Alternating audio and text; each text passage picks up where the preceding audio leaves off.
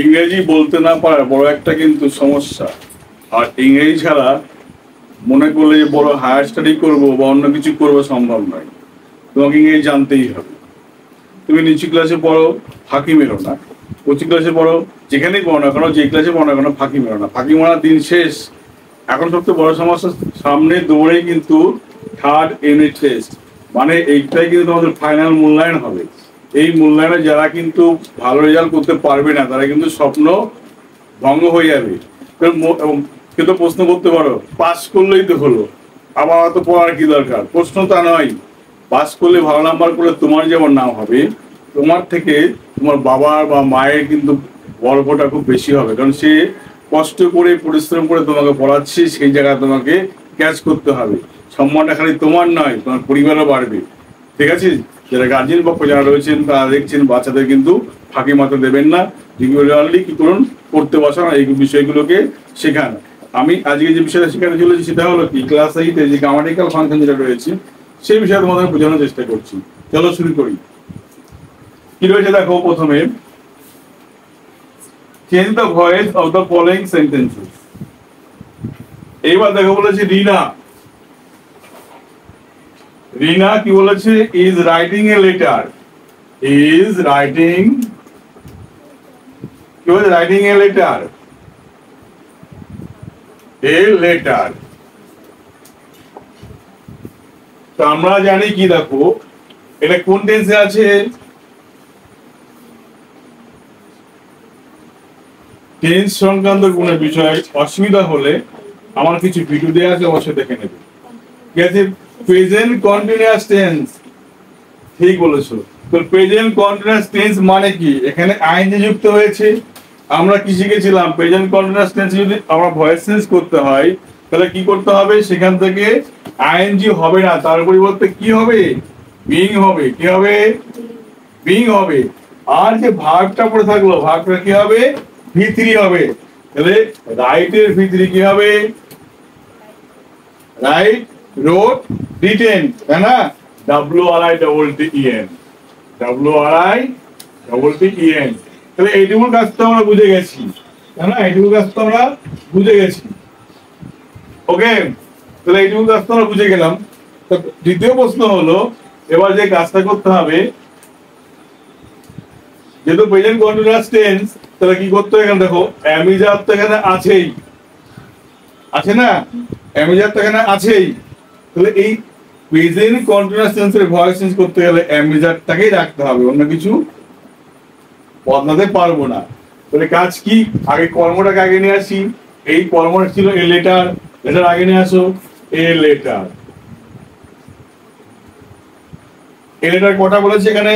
একটা। তারপর কি হবে? ইজ। দেখো a letter is being written হলো। রিনা, রিনা তো একজন ব্যক্তি অবশ্যই, তাই না? তাহলে ব্যক্তিবাচক যেহেতু নাউন রয়েছে বা সাবজেক্ট রয়েছে, তাহলে কি করতে হবে? বাই দ্বারা কাজ করবে। তাহলে বাই রিনা, বাই।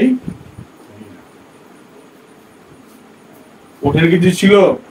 তাহলে দেখতে হবে আমার আইএনজি আছে, মানে আমার ভাবতে হবে সেটা কি, আইএনজিটা বাদ দিয়ে আমাকে বিং করতে হবে, আর যে ভার্বটা পড়ে থাকলো তাকে বি3 করতে হবে। প্রেজেন্ট কন্টিনিউয়াস হলে কি করতে হবে? আগে অ্যামিজার লাগাতে হবে। পাস্ট হলে কি করতে হবে? ওয়াজ ওয়্যার লাগাতে হবে। কি ঠিক কি না? পরেরটা কি আছে দেখো,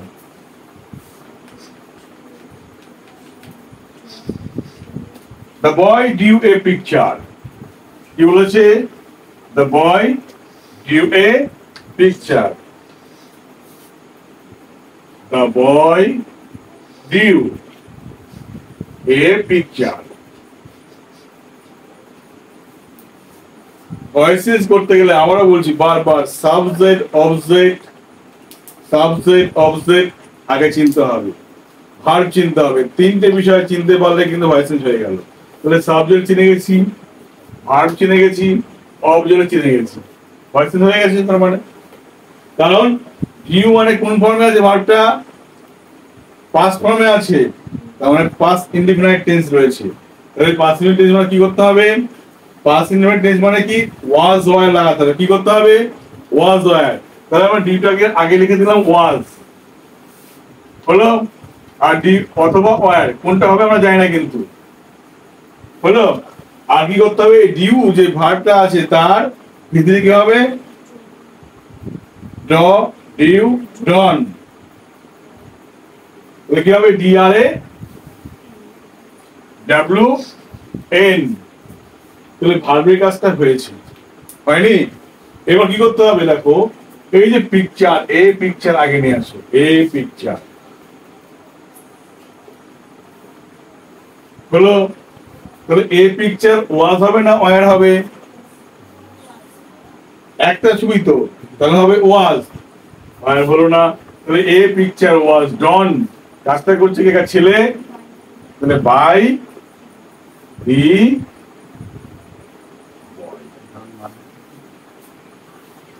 বাই দা বয়, দি নয়, বাই দা বয়। কনসোনেন্ট আগে কি বলবো আমরা, দা, ভাওয়েল আগে কি বলবো, দি, মনে থাকবে, by the boy. Clear?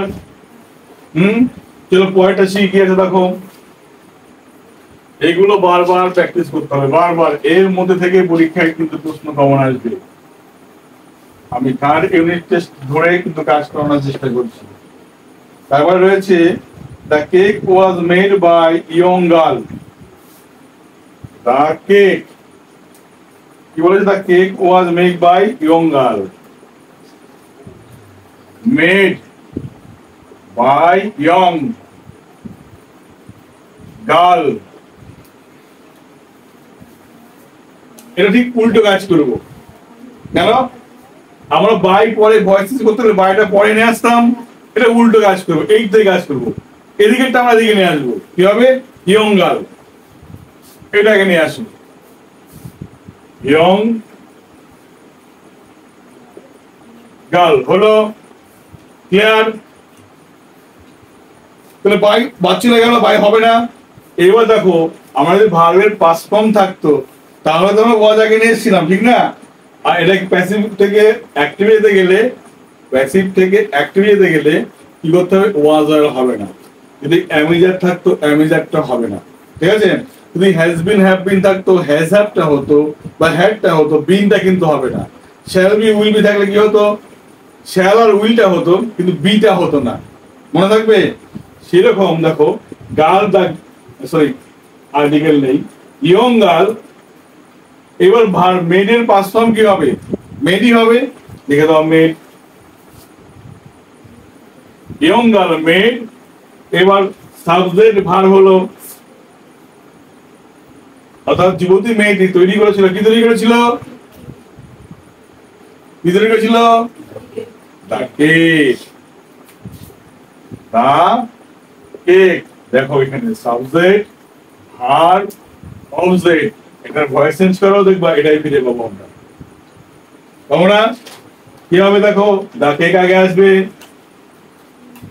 মেডটা past ফর্মে আছে মানে ওয়াজ আসবে, তারপরে মেডটা বসে যাবে, তারপরে বাই আসবে, তারপরে কি হবে, ইয়ং গার্লটা চলে যাবে ওখানে।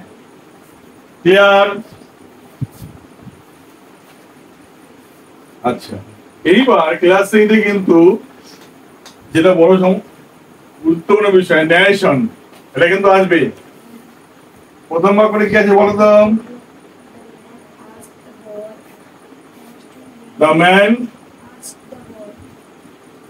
asks the boy, where do you live? আমরা কি করতাম, সেট টু থাকলে আমরা আক্স লিখতাম, ঠিক না? কিন্তু আক্স তো করাই আছে, মানে কি আমার সাহায্য কিন্তু করেই দিয়েছি জায়গাটায়, এইটুকু পারে চেঞ্জ হবে না, যা আছে আমরা এখানে বসিয়ে দেবো। লিখে দাও, দ্য ম্যান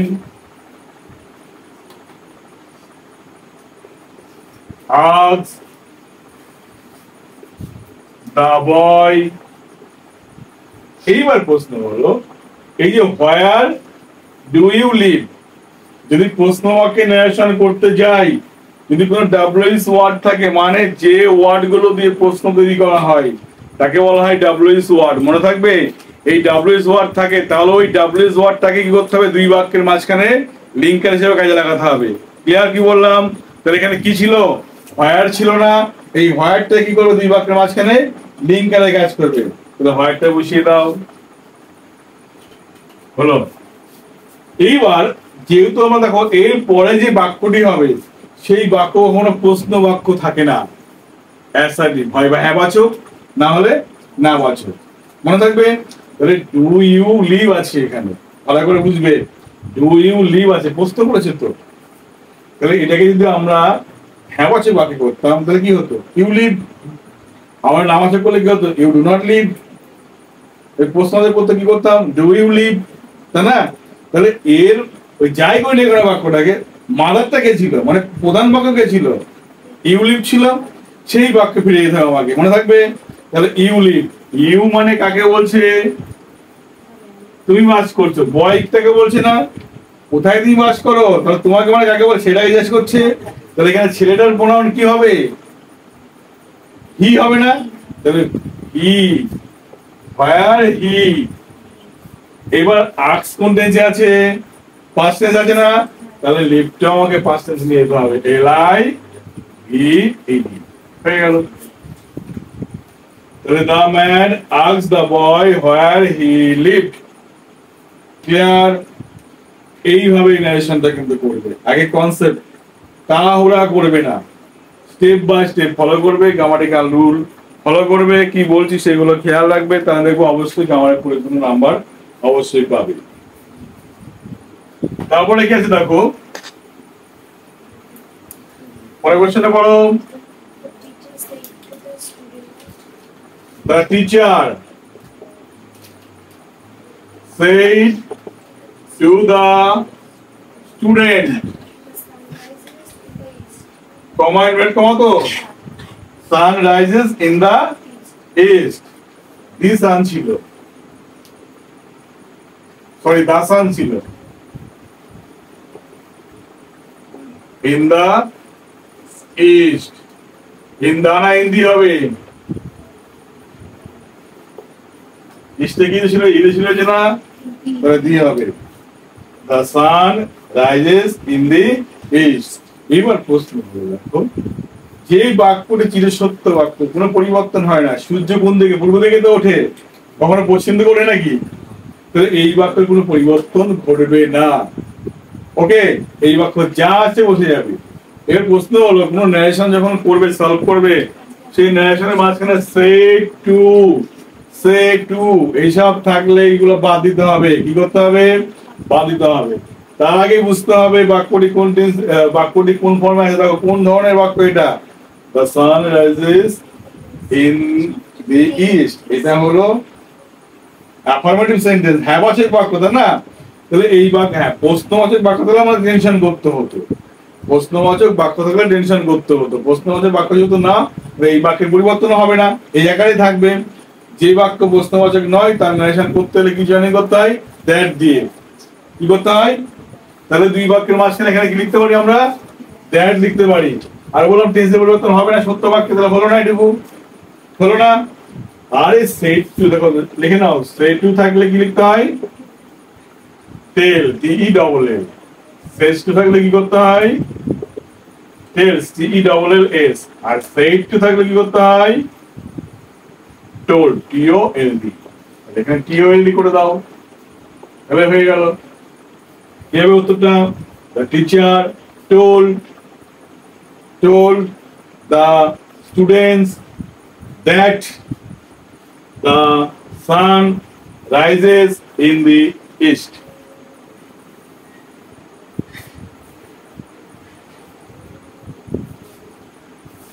ঠিক আছে কিনা, কালকার বুঝতে অসুবিধা, যা যা বলছি সেগুলো ফলো করো। এখন টুকা আছে তো, পড়া আছে তো, পড়ে নিচ্ছিস তো, হ্যাঁ পড়ার দিন হবে তো, হ্যাঁ ঘাড় কাজ করলে কিন্তু হবে না। Practice make you perfect, practice করলে শিখতে পারবে, প্র্যাকটিস করলে ঠিক হবে, না হলে কিন্তু হবে না। পরেরটা কি আছে বলো, দেখো পরেরটা, পরেরটা বলেছি কি দেখো, the old man said to the boy, the old man said to the boy, comma, made, comma. হলো, তারপরে কি আছে? Don't play in the rain. Don't play in the rain. বৃদ্ধ মানুষটি ছেলেটিকে বলেছিল বৃষ্টির মধ্যে খেলা করো না। বৃদ্ধ মানুষটি সেদিকে বলেছিল বৃষ্টির মধ্যে খেলা করো না। তাহলে প্রশ্ন ডোন্ট থাকলে এই জাতীয় বাক্যকে কিভাবে করবো আমরা? তাহলে এটা কি বাক্য? নিষেধ, আদেশ নিষেধ করলে, অনুরোধ করলে কি বলা হয় সেটাকে এম্পায়ারেটিভ সেন্টেন্স বলে। কি বলে? এম্পায়ারেটিভ সেন্টেন্স। সেখানে ডোন্ট থাকলে অত কিছু মনে রাখতে পারবো না আমরা, ঠিক না? মাথায় কি রাখবো? দেখো, যদি ডোন্ট থাকে, দুটো কাজ। ডোন্ট থাকলে ডোন্ট বাদ দিয়ে লিখবো, দেখো FORBID, ফরবিড। এটা কি থাকলে আর ফরবিড, আর এটা হলো FORBIDS। করতে হবে এই তিনটে ভার্ব ব্যবহার করতে হবে। কোথায় কার পরিবর্তে লিখবো? এই যে সেট টু পরিবর্তে লিখবো। মানে যদি এখানে সেট টু না থাকে, যদি একটা এমন থাকতো সেট টু, তাহলে সেস টু, তাহলে লিখতাম ফরবিডস। মনে থাকবে এখানে কি লিখতাম? ফরবিডস। ফরবিড মানে হলো নিষেধ করা। মানে কি? নিষেধ করা। আর যদি এখানে এমন সে টু থাকতো তাহলে লিখতাম ফরবিড। আর সেট টু থাকলে কি লিখবো? ফরবিড। তাহলে এখানে কি হবে? The old man forbade the boy play। একটা মূল ভার্ব বসালে আরেকটা ভার্ব কখনো বসে না। সেই ভার্বের আগে কি লিখতে হয়? টু লিখতে হয়। To play. লিখে দাও উত্তরটা।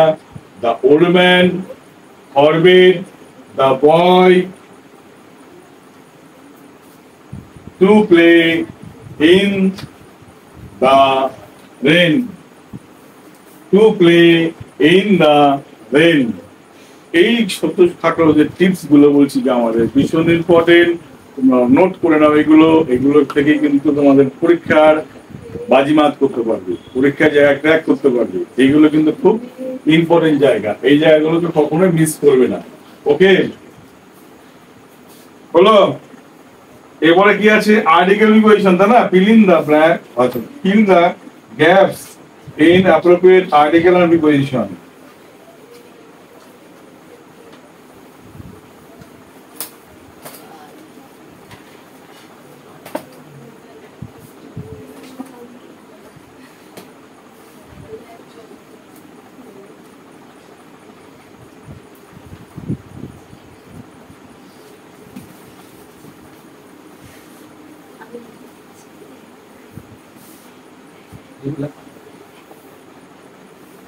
Morning,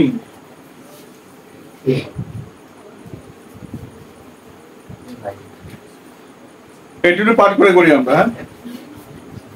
I began my journey, আমি শুরু করেছিলাম আমার যাত্রা, তাই না? ড্যাশ ড্যাশ মর্নিং, তখন কি হওয়া উচিত? In the morning. সকাল বিকাল সন্ধ্যা, তার আগে কি বসে? ইন বসে। তাহলে ইন দা মর্নিং। ক্লিয়ার? পয়টা কি আছে দেখো।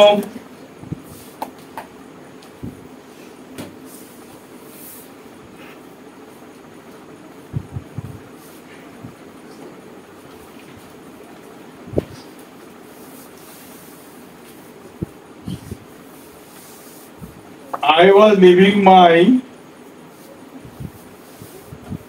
known world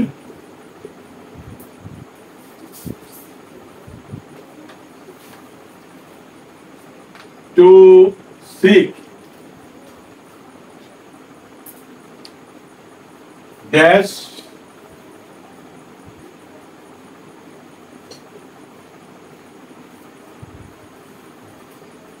দেখো এখানে কি বলেছে, I was leaving my known world, আমার পরিচিত জগৎ আমি ত্যাগ করছিলাম, to seek, অনুসন্ধান করতে, কি অনুসন্ধান, ড্যাশ unknown। আমি এখানে কি হবে ব্যাপারটা বুঝতেই পারলাম না, অজানা যে জগৎ সেটা জানার জন্য। তাহলে অজানা জগৎ, নন মানে পরিচিত, আননোন মানে অপরিচিত। তো প্রশ্ন হলো এই জায়গাটাই, তার মানে এটা কি দাঁড়াচ্ছে, এই যে এটা তো অ্যাডজেক্টিভ তার মানে, ঠিক না? অ্যাডজেক্টিভকে যদি আমরা নাউন করতে হয় কি করব, তার আগে আর্টিকেল দা লিখতে হবে, ঠিক আছে? তো এখানে কি হবে, দি আননোন, মনে থাকবে। আরেকটা জিনিস তাকিয়ে দেখো, এই যে সিক, এটা ভি ভার্ব, V1, ওর যেহেতু ভার্ব আছে তাতে কর্ম অবজেক্ট অবশ্যই থাকবে। তাহলে এইটা ওর ভার্বের অবজেক্ট হলো এইটা অবজেক্ট। তাহলে অবজেক্ট যেহেতু হলো, তাহলে এখানে কি করতে হবে আমাকে, এখানে আর্টিকেল এন দিয়ে এটা ব্যবহার করতে হবে। তাহলে আমরা কি করতে পারি, অপরিচিত জগৎ, অ্যাবস্ট্রাক্ট নাউন, ঠিক আছে? অ্যাবস্ট্রাক্ট নাউন অর্থাৎ কোনো অ্যাডজেক্টিভকে যদি আমরা কোনো অ্যাডজেক্টিভ বা দোষগুণ অবস্থা যদি নাউনের মতো বোঝাই, তাকে কি বলে আমরা, অ্যাবস্ট্রাক্ট নাউন বোঝাই, ঠিক না? সেই অর্থে ব্যবহার করলাম এখানে কি, দি আননোন, ঠিক আছে? পরে ধর কি রয়েছে,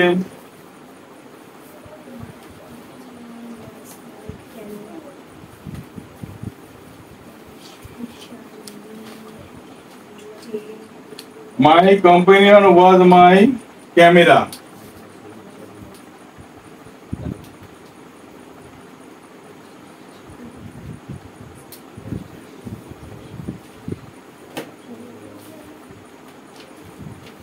camera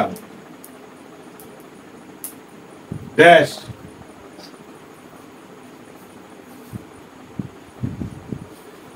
which I live to take,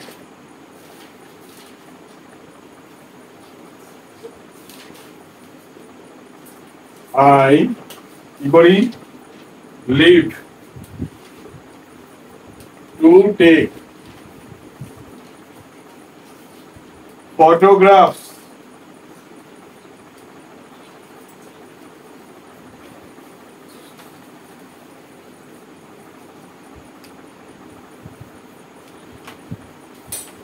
dash dash unknown future,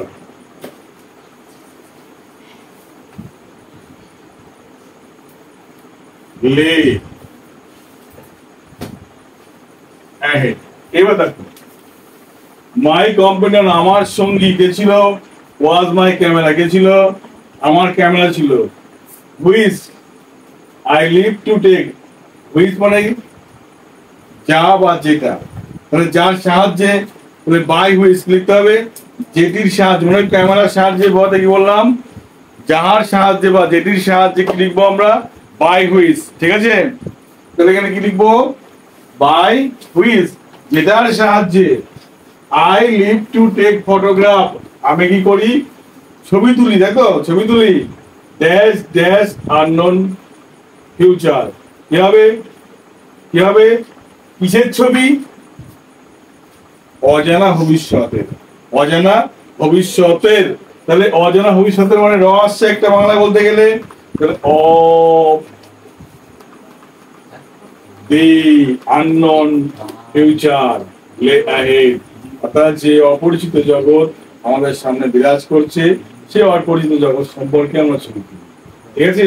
এইভাবে আর্টিকেল কোয়েশ্চেন গুলো প্র্যাকটিস করতে হবে, তোমরা অবশ্যই প্র্যাকটিস করো। আর কোনো বিষয়ে বেঁধে গেলে, কোনো বিষয়ে অসুবিধা হলে অবশ্যই জানাবে আমাকে। ওকে, থ্যাংক ইউ।